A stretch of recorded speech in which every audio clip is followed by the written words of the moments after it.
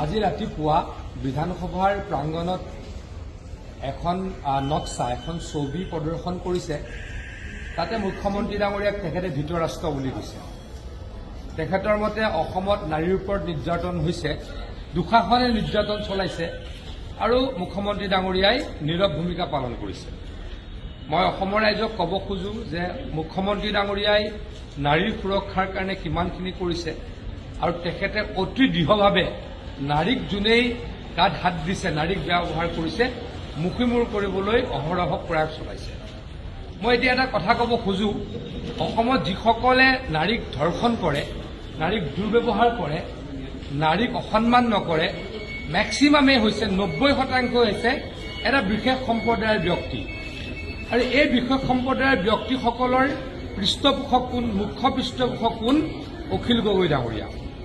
এই বিশেষ সম্প্ৰদায়ৰ দুঃশাসনসকলৰ জ্যেষ্ঠ ভাতৃ কোন? দুৰ্যোধন অখিল গগৈ ডাঙৰীয়া।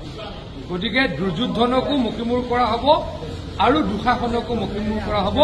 আমাৰ চৰকাৰে এই ক্ষেত্ৰত কোনোদিনেই থমকি নৰয়। মই আকৌ কৈছো, যিসকল দুঃশাসনে নাৰীক অত্যাচাৰ কৰে, নাৰীক ধৰ্ষণ কৰে, এই দুঃশাসনসকলৰ পৃষ্ঠপোষকতা কোনে কৰি আহিছে? ককায়েকৰূপী দুৰ্যোধন অখিল গগৈ ডাঙৰীয়া। ক'ৰবাত মাটি দখল কৰিবলৈ তেখেতলোক গৈছে, তেতিয়া অখিল গগৈ ডাঙৰীয়াই হুলস্থুল কৰিছে। ক'ৰবাত গৈ নাৰী ধৰ্ষণ কৰিছে, আৰক্ষীয়ে ব্যৱস্থা লৈছে, অখিল গগৈ ডাঙৰীয়াই আৰক্ষীৰ বিৰুদ্ধে চিঞৰিছে। আৰু কোনোবাই গৈ ডকাইতিত লিপ্ত হৈছে, পুলিচৰ লগত মাৰামাৰি, পুলিচক মাৰিবলৈ গৈ এনকাউণ্টাৰত কোনোবা এনেকুৱা ডকাইত মৃত্যুমুখত পৰিছে।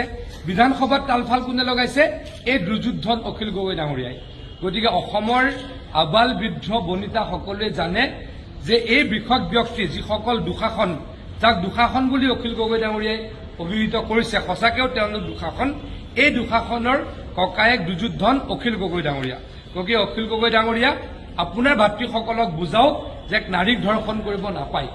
আপোনাৰ ভাতৃসকলক কওক নাৰীক সন্মান কৰক, তেতিয়া অসমখন বহুখিনি ঠিক হ'ব, বহুখিনি অসমখন শান্তিত থাকিব বুলি আমি উপলব্ধি কৰোঁ। নগাঁৱৰ মাছ ব্যৱসায়ীসকলে এজনীকে মাছ প্ৰেৰণ নকৰোঁ বুলি কৈ এই সিদ্ধান্ত। অখিল গগৈ ডাঙৰীয়াৰ পৰা এইটো এটা কমেণ্ট বিচাৰক। তেখেত উজনি অসমৰ হয় আৰু তেওঁৰ ভায়েকসকলেই মাছ বন্ধ কৰিম বুলি কৈছে। অখিল গগৈ ডাঙৰীয়াই যাক পৃষ্ঠপোষকতা কৰে, কংগ্ৰেছে যাক পৃষ্ঠপোষকতা কৰে, তেখেতসকলৰ ভাতৃ, তেখেতসকলৰ কোনোবা ল'ৰা, সেইসকলে উজনিলৈকে মাছ নপঠাওঁ বুলি কৈছে।